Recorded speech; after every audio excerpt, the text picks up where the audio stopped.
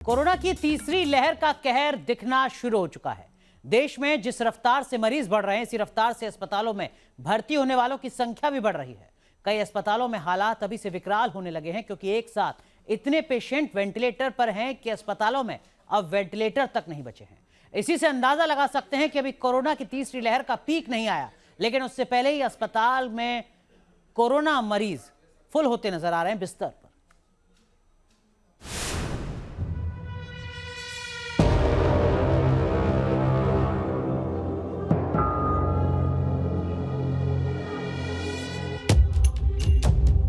Corona बेलगाम हो रहा है। शहर दर शहर कोविड की थर्ड वेव सबको डरा रही है।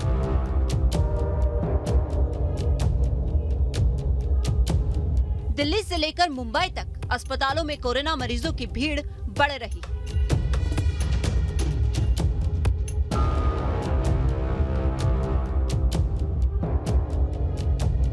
अभी कोरोना की तीसरी लहर का पीक नहीं आया है, लेकिन देश के कई अस्पतालों में जिस तरह रोजाना भर्ती होने वाले मरीजों की संख्या बढ़ती नजर आ रही है, वो आगे आने वाले खतरे की तरफ इशारा कर रही है।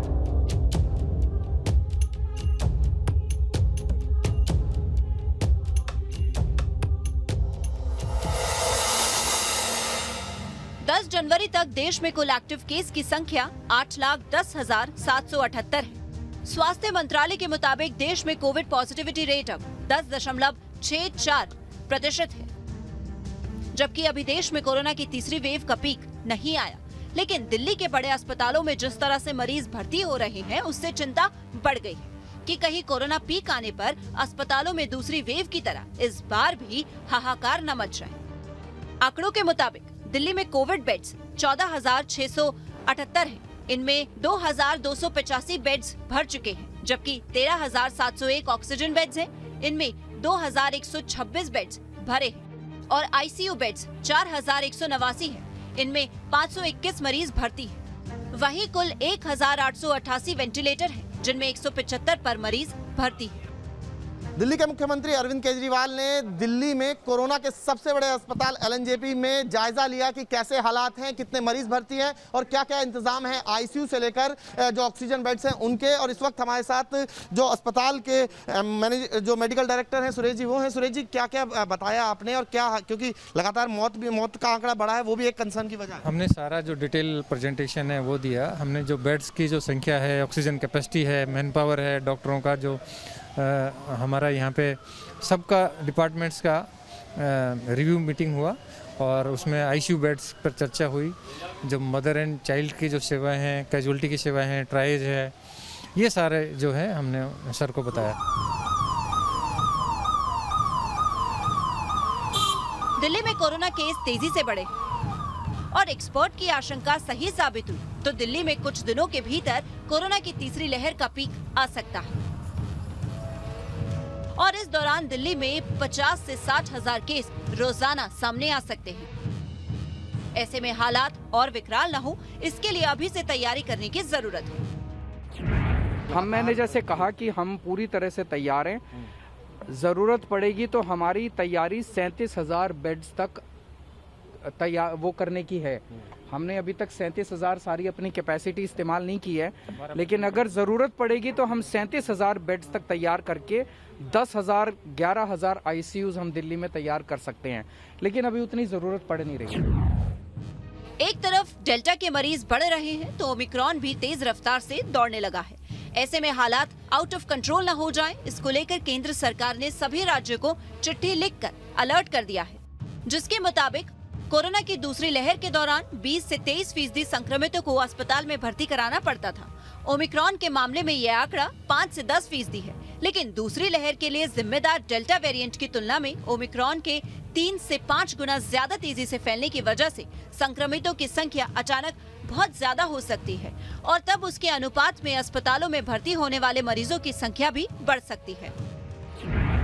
आने वाले दिनों में बढ़ सकती है अस्पताल में भर्ती होने वाले कोरोना मरीजों की संख्या।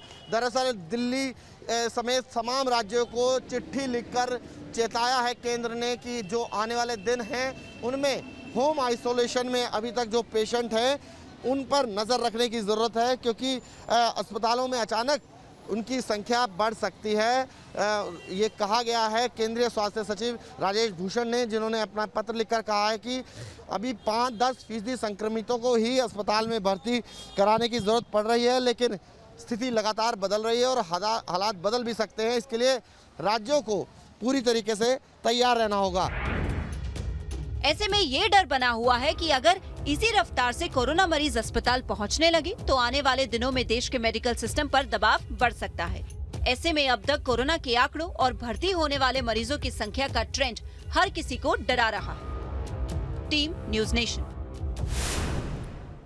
तो हर 24 घंटे में कोरोना के आंकड़े लगातार बढ़ रहे हैं, बदलते जा रहे हैं। 5 वो राज्य देश में जहां कोरोना के मामले सबसे ज्यादा हैं। जरा उन राज्यों के आंकड़े हम आपको दिखाते हैं। देखिए, सबसे पहले बात करते हैं महाराष्ट्र की, जहां पर 33,470 मामले हैं। दिल्ली 19,166 मामले, हालांकि ये कल के मामले हैं। अब जो अपडेटेड आंकड़ा आया है उसके मुताबिक 21,000 से ज्यादा मामले आए हैं दिल्ली में। पश्चिम बंगाल में भी लगभग वही स्थिति है, 19,000 से ज्यादा मामले। तमिलनाडु में 13,000 से ज्यादा मामले और कर्नाटक में 11,000 से ज्यादा मामले। ये सिर्फ बीते 24 घंटे की तस्वीर है। कुल मिलाकर कोरोना सबसे ज्यादा तेजी से महाराष्ट्र में पैर पसार रहा है।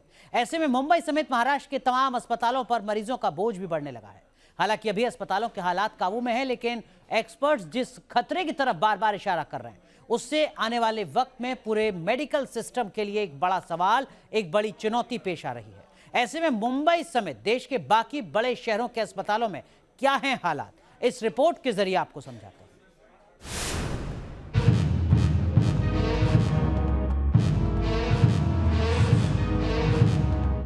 मुंबई में 21% बेड्स फुल, पुणे में 17% बेड्स भर गए, कोलकाता में 25% बेड्स फुल। ये हालात तब है जब देश में अभी 8 लाख ही एक्टिव केस हैं और एक दिन में मिलने वाले कोरोना केस अभी 2 लाख से कम आ रहे हैं। लेकिन आने वाले समय में जब देश में कोरोना बेलगाम रफ्तार से कहर ढाने लगेगा तो अस्पतालों में हालात कितने खतरनाक हो सकते हैं, इसका अंदाजा लगाया जा सकता है। आंकड़ों की बात करें तो मुंबई में सरकारी और निजी मिलाकर कुल 34,960 कोविड बेड्स में से 21% बेड पर मरीज भर्ती हैं।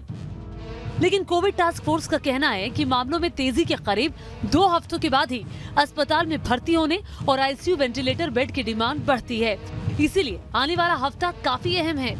मुंबई बीएमसी हाई अलर्ट पर है क्योंकि मुंबई में ऑक्सीजन बेड की जरूरत अब लगातार बढ़ती हुई दिखाई दे रही है। अगर बात करें निजी अस्पतालों की तो निजी अस्पतालों का कहना है कि अभी तक मौजूदा स्थिति में उनके जो ऑक्सीजन बेड जो खासतौर पर उन्होंने कोविड वार्ड के लिए आरक्षित किए गए थे, उनमें से 5% बेड जो है वो ऑक्सीजन के बढ़ चुके हैं। लेकिन पिछले 3 दिनों से अगर मुंबई में कोविड मरीजों की स्थिति देखी जाए तो पिछले 3 दिनों में ऑक्सीजन बेड की ज़रूरत का जो आंकड़ा है वो लगातार बढ़ता हुआ नजर आ रहा है। एक्सपर्टीज का कहना हो कि संक्रमण भले ही तेजी से फैल रहा हो लेकिन लक्षण ज़्यादा नहीं है, लेकिन जो कोमॉर्बिड है यानी गंभीर रूप से पहले से बीमार है या जिन्होंने कोरोना की दोनों डोज नहीं ली है, ऐसे लोगों को कोरोना जो है वो इतने हल्के में नहीं लेना चाहिए क्योंकि उनको ऑक्सीजन बेड की ज़रूरत पड़ रही है, उनको आईसीयू बेड की ज़रूरत पड़ रही है, उनको वेंटिलेटर की ज़रूरत पड़ रही है।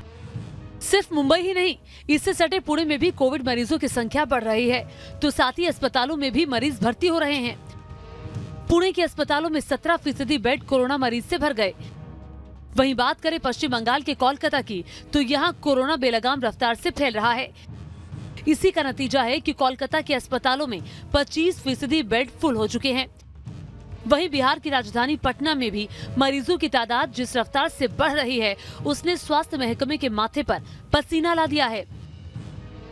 पटना में एक हफ्ते पहले सिर्फ 26 कोरोना मरीज भर्ती थे, लेकिन अब इनकी संख्या बढ़कर 123 तक पहुंच गई है। मतलब एक हफ्ते में 5 गुना के करीब हॉस्पिटलाइजेशन बढ़ गया है।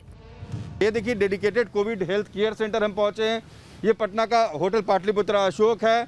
कुछ दिन पहले तक ये टीकाकरण केंद्र हुआ करता था, लेकिन देखिए यहाँ बोर्ड लगा है कि कैसे इसे स्थानांतरित कर दिया गया है। लेकिन जैसे ही पेशेंट्स बढ़ने लगे बिहार में, कोविड केयर सेंटर्स की ज़रूरत बढ़ने लगी। पिछले 7-8 दिनों में परिस्थितियाँ बिल्कुल बदल गई हैं। जो कोविड केयर सेंटर्स वापस फिर से रिवाइव किए गए हैं, पेशेंट्स रखे जा रहे हैं।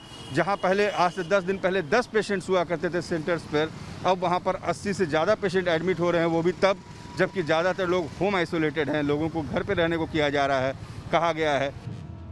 कोरोना के कारण कुछ ऐसे ही हालात जम्मू में भी नजर आ रहे हैं। यहाँ भी अस्पतालों में मरीजों की भीड़ बढ़ रही है।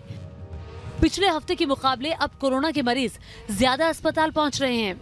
देश की दूसरी जगहों की तरह जम्मू कश्मीर में कोरोना वायरस के मामले लगातार बढ़ते जा रहे हैं और जम्मू कश्मीर में जितने भी शैक्षिक संस्थान हैं उनको बंद कर दिया है और यहाँ पर सरकार जो है वो लगातार अलग अलग कदम जो है वो यहाँ पर उठा रही है। और अगर हम जम्मू की बात करें तो इस समय यहाँ पर 124 मरीज जो हैं वो अस्पताल में भर्ती हैं, जबकि पिछले हफ्ते सिर्फ 47 लोग जो थे वो अस्पताल में यहाँ पर भर्ती थे।